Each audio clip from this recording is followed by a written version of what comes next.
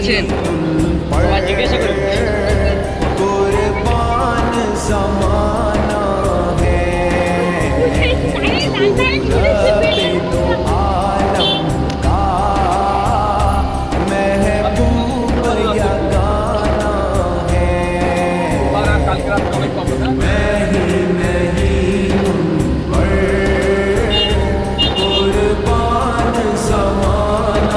Flashback.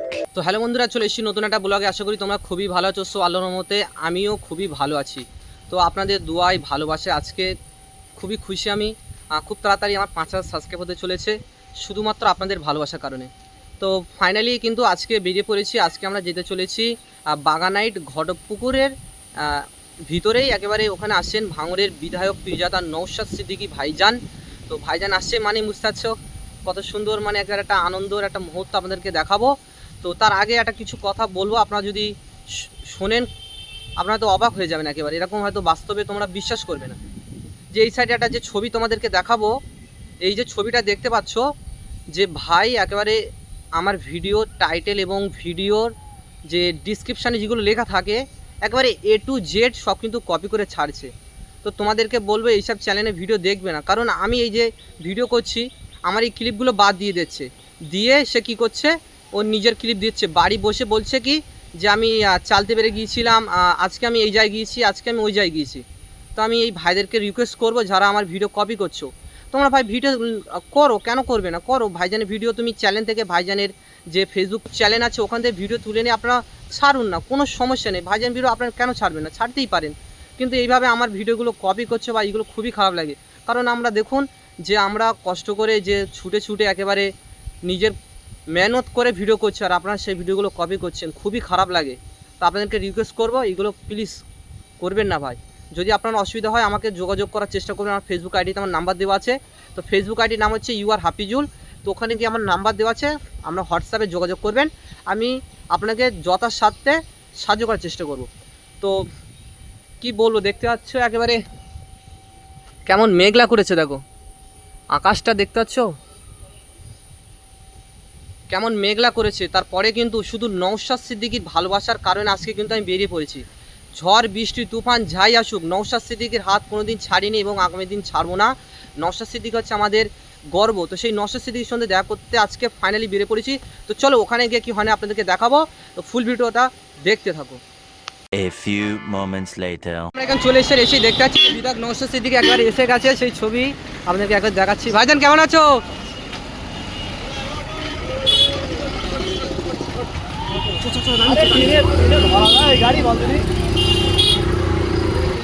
আর দেখতেই পাচ্ছ ভাইজানের ভালোবাসার মানুষেরা সব কিন্তু ছুটছে একেবারে, সবাই বিধায়ককে দেখার জন্য সবাই ছুটছে, আমিও ছুটছি বাইক নিয়ে ভাই। মানে গাড়ি ইয়ে করা যায়নি, বুঝতে পারছিস? আর ঠিক ঠিক সময় একটা দাদা এসেছিল, দাদাটাকে দেখাবো যেহেতু বাইক চালাচ্ছে। তো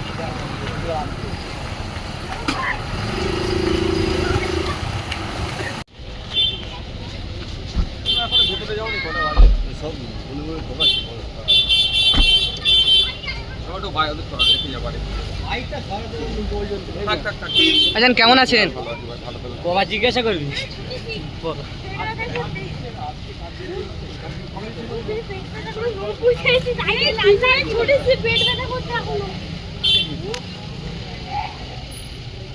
কালকে দিয়েছি শুক্রবারে রাত্রে দিয়েছি। শুক্রবার আর কালকে রাত্রে অনেক তফাৎ। হ্যাঁ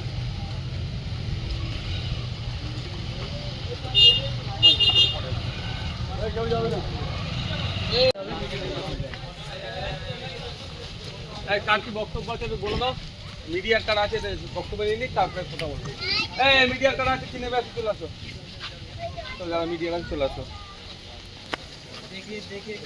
অবস্থা দুরবস্থা, বাথরুম নেই। মহিলারা যে সমস্ত স্কুলগুলোতে আলাদা সেপারেটেড যে টয়লেট থাকার কথা সব স্কুলে নাই, যদিও আছে সেখানে পানীয় জলের দুরবস্থা, নোংরা, বাচ্চা থেকে বড় মহিলারা ঠিকঠাক ওটাকে ইউজ করতে পারে না। এই ক্ষেত্রে কোনো কথা নেই। হসপিটালে বেড নাই, ঔষধ নাই, সেলাইন নাই, এখানে কোনো কথা নেই। মমতা ব্যানার্জির এখন দরকার হিন্দু ভোটের। মুসলিম ভোট বিজেপির ভয় দেখিয়ে ঝুলিতে কিছু ভেবেছে ভরে নিয়েছি। দরকার এখন কিছু হিন্দু ভোট। সেই জন্য জগন্নাথ ধাম করতে হবে, দুর্গা অঙ্গন করতে হবে, দুর্গা উৎসবে টাকা বাড়াতে হবে। হিন্দু ভাইয়েরা মমতা ব্যানার্জির বিপক্ষে যাচ্ছে বলে এত তারা অফার পাচ্ছে, মুসলমানরা মমতা ব্যানার্জির বিজেপির ভয় দেখে কলে ব্যাগে ভরে নিয়েছে। ওই জন্য ইমাম ভাতা 2012 সালেও ছিল 2500, আর 2025 সালে ওটা মাত্র 500 টাকা বেড়ে হয়েছে 3000। আমি ইমাম ভাতা সাথে পুজো দুর্গা পুজোর অনুদান আমি করছি না, কম্পেয়ার করছি না। দুর্গা পুজোর অনুদানটা সম্পূর্ণ সরকারি কোষাগার থেকে দিচ্ছে, আর ইমাম ভাতা রাজ্য সরকারই বলেছে নাকি ওয়াকফ সম্পত্তি থেকে দিচ্ছে।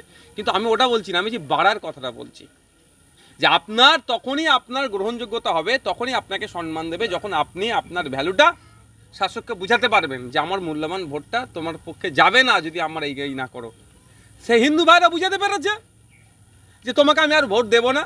সেই জন্য হিন্দু প্রীতি হওয়ার জন্য, হিন্দুদের বড় লিডার হওয়ার জন্য, শুভেন্দু অধিকারীর থেকে বড় হিন্দুত্বের লিডার হওয়ার জন্য মমতা ব্যানার্জি নিজেকে আপ্রাণ চেষ্টা করছে। ওই জন্য হিন্দু ভাইদের যাতে ফ্যাসিলিটি পাচ্ছে, আর মুসলমান ভাইদের বলার কেউ নেই। ওই নটোরিয়াস ক্রিমিনালদের মতো নেতা আছে, ও জানে ভোট চুরি করে নেবো, এই জন্য এটা পাচ্ছে না কিছু। উল্টে কি হচ্ছে, মার খাচ্ছে।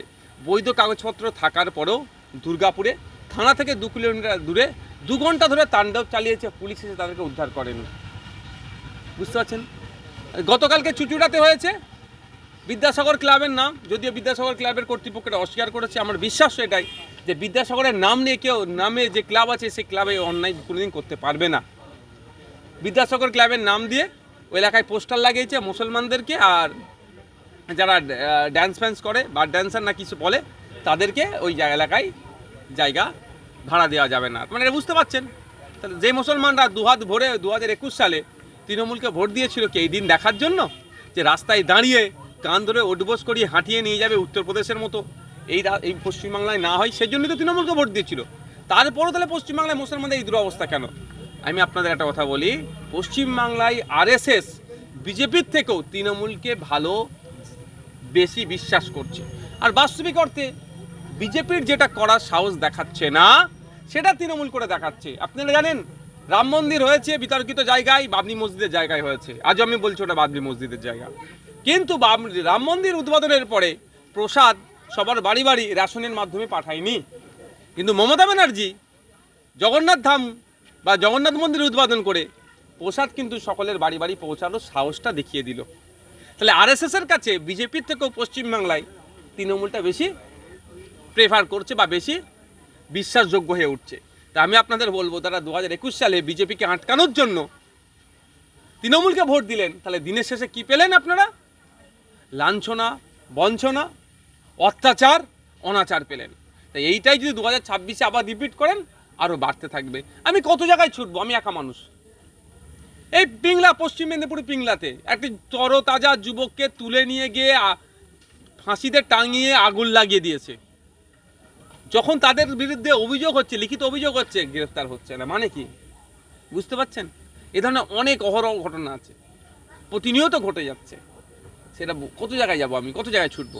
আপনারা যারা মিডিয়ার মাধ্যমে যারা শুনছেন, 2021 সালে হয়তো দেখতে গেলে দেখা যাবে ওই যারা দুর্গাপুরে যারা গরুর নিয়ে যাচ্ছিল, একজন দুটো বলদ কিনেছিল কি করবে, চাষ করবে বলে।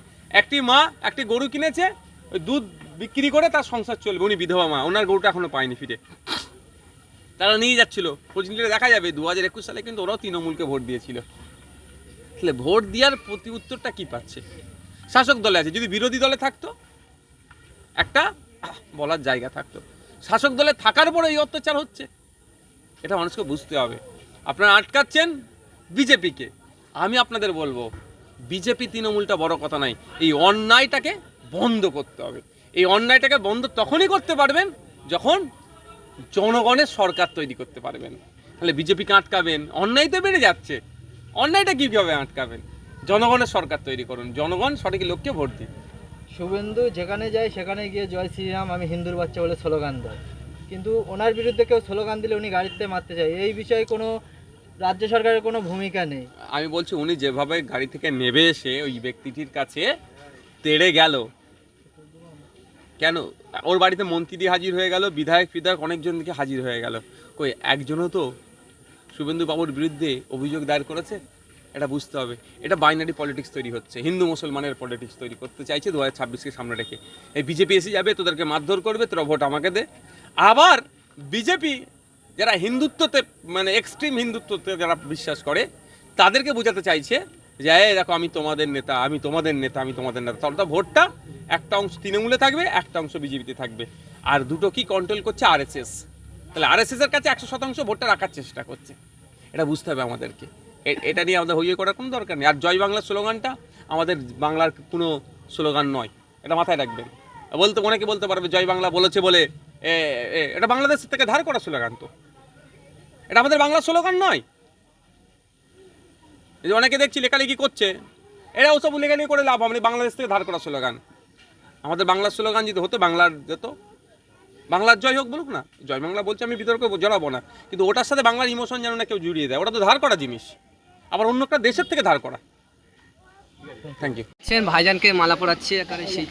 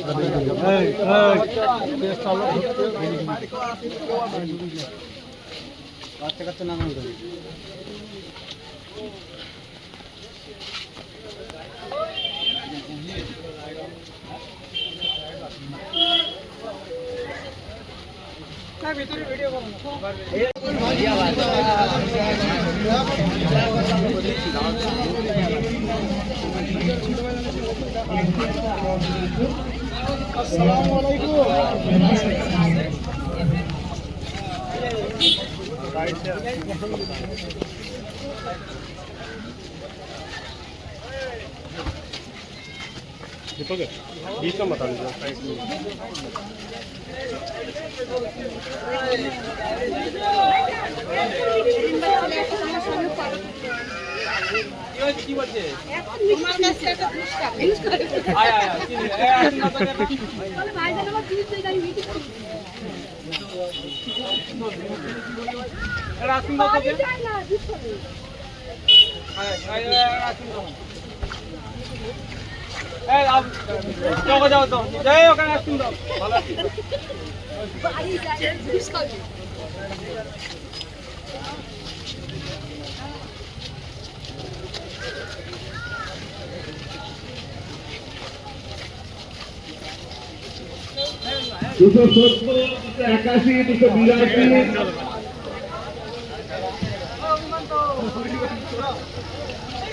ফাইনালি কিন্তু প্রোগ্রাম শেষ। ভাইজান এখনো প্রোগ্রাম আছে, যেহেতু সন্ধ্যেতে চলেছে, তো সেই জন্য আমরা বাড়ি ফিরতে যাচ্ছি। আর পিছনে কিন্তু ভাইজানের ব্যানার আছে একবারে ঘটপুকুরের কাছে। তো আজকে ছোট্ট ব্লগটা কেমন কমেন্ট করে জানাবেন। তো আজকে ব্লগটা এই পর্যন্ত দেখাচ্ছে, নেক্সট একটা ব্লগে। তখন স্যার ভালো থাকবেন, সুস্থ থাকবেন, ভালো থাকবেন।